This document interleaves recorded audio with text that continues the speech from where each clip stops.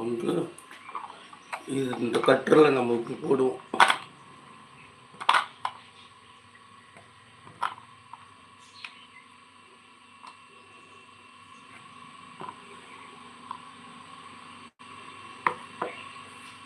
ரெண்டு ட்ரிப் போடணும். அடுத்தது இந்த கட்டரை வந்து இப்படி மூடிக்கணும்.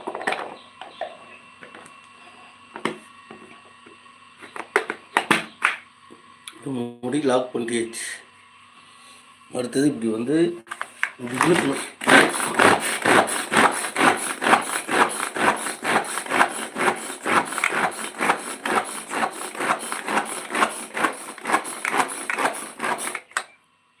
இதை பிடிச்சி இழுக்கணும்னா இது ஆயிடும். இப்போ பார்த்தீங்கன்னா நல்லா பூ மாதிரி கட் பண்ணியிருக்கு.